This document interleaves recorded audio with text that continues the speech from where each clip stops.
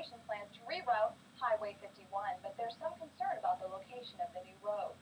An SIU environmental group says the road will go through a wetland area, hurting wildlife.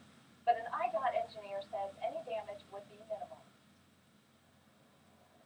Really, the area that we're going through on the relocation is very hilly, up and down type country, very rugged type country, and it's not typical what you would see as wetlands. If we were down closer to the lake and the bottomlands, we'd get in some wetlands. We're here because we think that there are plenty of people that think it doesn't have a significant impact, and that it will still be in the wetland, and it will have a significant impact on the wetland. IDOT will hold a public meeting to discuss the road's location. That's tomorrow night at 6 in Ballroom B of the SIU Student Center. Several Southern Illinoisans were among hundreds in Springfield today, urging lawmakers to make education a top priority. A group of students, teachers, and parents from Crab Orchard where the Save Our Schools campaign began, made the trip for Education Day. Campaign organizer Jane Whitehead delivered a speech at a rally outside the Capitol this afternoon.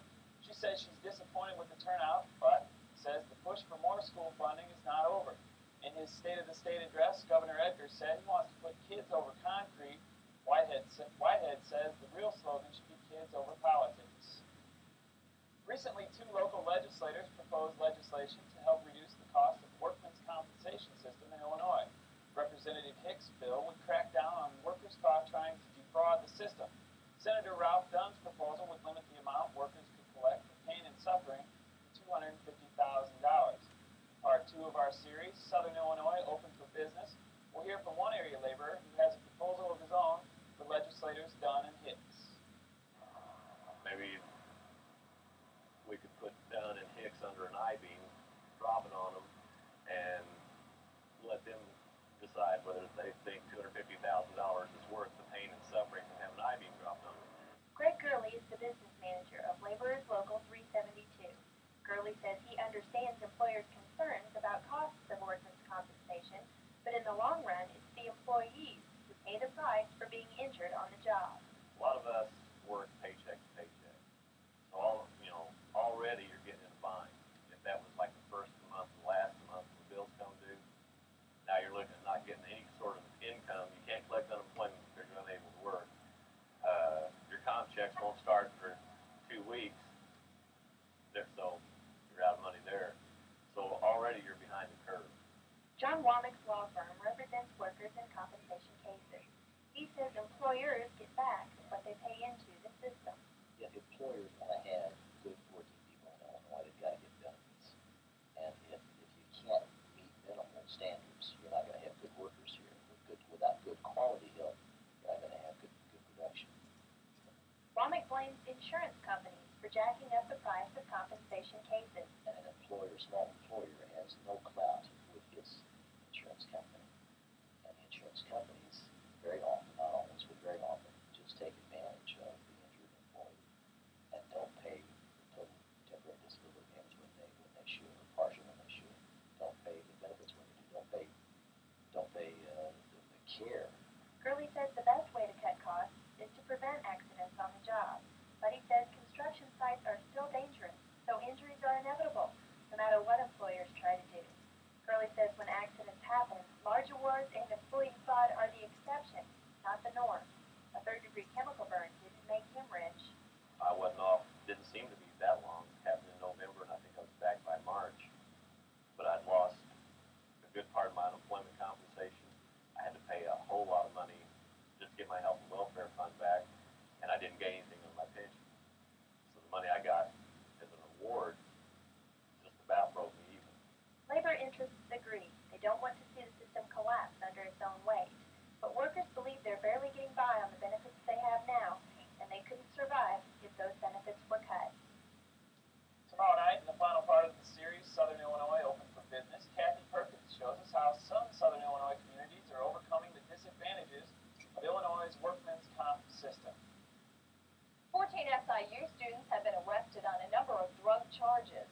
The men range in age from 19 to 25. The charges come after a year-long investigation into the illegal distribution of controlled substances and cannabis in the Carbondale area. Police say they don't believe the men were part of an organized drug ring, but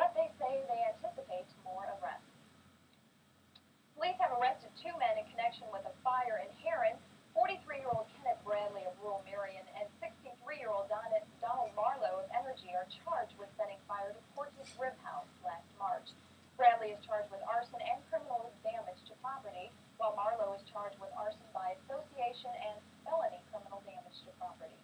The men were arrested last night and released on bond. Southern Illinois faces one of the wettest seasons in years. On an average, it has rained every other day since the beginning of the year, and as the Night Report's Tim Beaver tells us, the rain has had an economical impact on the area. They have planted their seed, and experts say the usual time for farmers to plant corn is much earlier. And this time it looks like we'll be starting until probably another 10 days from now if the weather would clear up and stay pretty as it is. So yes, it has delayed planting.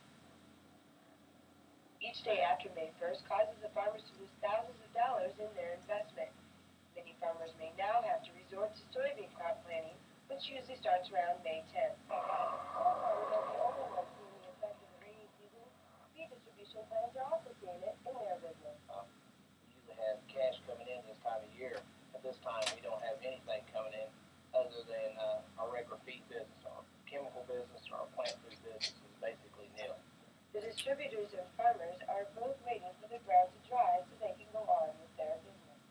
With the ground still wet, not all farmers are able to plant their corn. All they can do for now is hope for a dry spell. In Murfreesboro, with videographer Holly Schulte, I'm Kim Beaver for the SIU Night Report. Up next on the SIU Night Report, we'll show you how a bacterial virus has one local school concerned. And in sports, the St. Louis Blues try to even the score in the Norris Division playoffs. Darren Kennard will have highlights.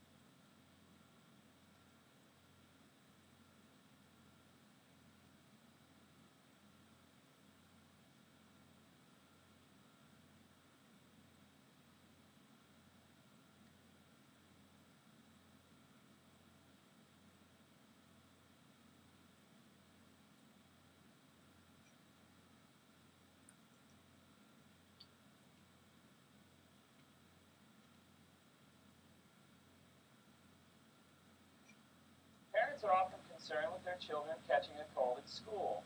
Some kindergarten students at Lakeland School caught a lot more than that. A form of dysentery has affected 5 out of the school's 265 children. The Night Report's Donna Gallivan tells us the school is trying to prevent a further outbreak. The Jackson County Health Department notified Lakeland Early Childhood Center last week that one of their students had Shigella, a form of dysentery. Since then, 5 other cases were reported in one Lakeland classroom. The school is working together with the health department to educate the children and keep it from spreading.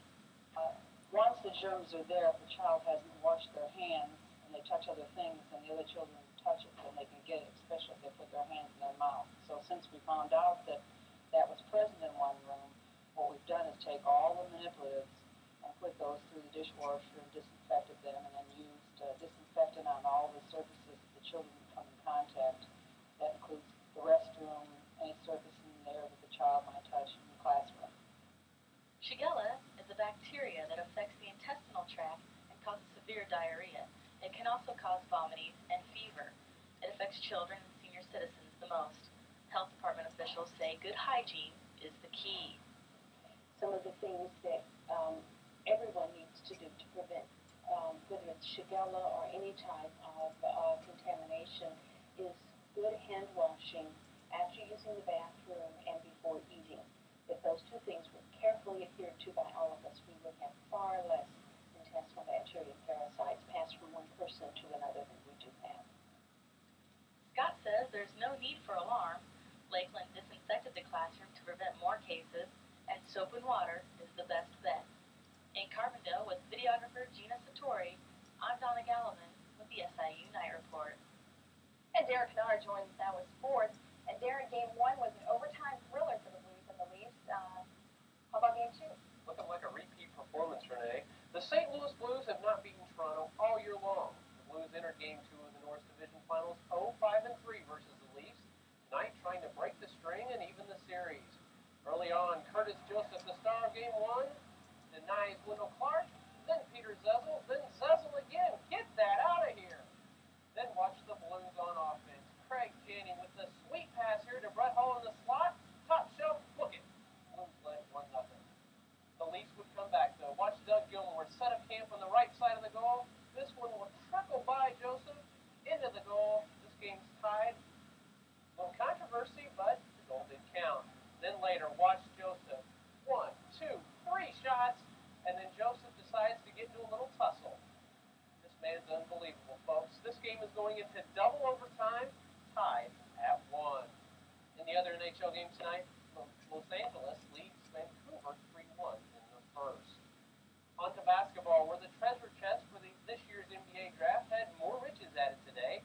Michigan's Fab 5 has been reduced by 1 as Chris Webber will forego his final 2 years of eligibility to enter June's draft.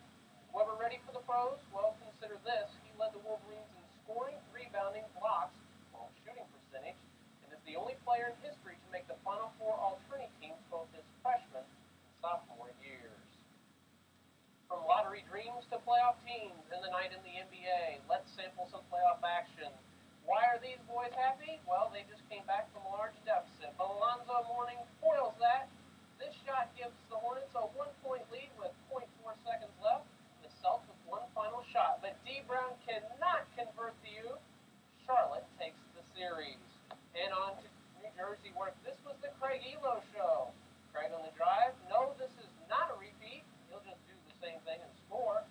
And Mr. Elo shows he has a little range as he bombs away from three-point range. This one was all Cleveland. Let's take a check of the scoreboard. As you saw, Charlotte wins by 1 to take the series. Cleveland takes a 2-1 lead over New Jersey. The Spurs also take a 2-1 lead. The Rockets, looking to take their series, are down by 2 at the end, 3 in the second. The SIU baseball team broke a 7-game losing streak today at Abe Martin Field with a 7-4 win over Murray State. Scott DeNoyer and Pete Schlossler combined for a 7 for 10 performance at the plate, while Mike McArdle picked up the win in relief. The Dogs tangle with Indiana State this weekend. On to the professional ranks, where both Chicago teams won this afternoon, and the Cards look to broom the Astros. Some strange happenings at the plate tonight. First in Boston, Ron Darling with the pickoff move. He's got Mo Vaughn cut off, but Mo Money safe at second, and then watch Carlos Quintana. He's safe at the plate. Two of the slowest men in baseball pulling off the double steal. Now let's go to Pittsburgh, where Greg Maddux on second. Jeff Lauser of the Braves singles up the middle. Andy Van Slyke comes up gunning. Greg Maddux, you're going to be out at the plate. Well, maybe not, as he does a dance, and would you believe this? He scored. But that was the only Braves to leave run tonight. And finally in St. Louis, watch center fielder Ray Langford way out for this one. Ouch, that had to hurt. Nice turf burn there. We can check the scoreboard. The Cubs edge the Rockies. The Cards lose 6-3 to Houston. The Giants spank the Phils. The Fish fall to Cincinnati. The Expos get by the Padres, and the Pirates beat the Braves. One other score, the Dodgers and the Mets are scoreless early on. In the American League, the Sox down the Brewers.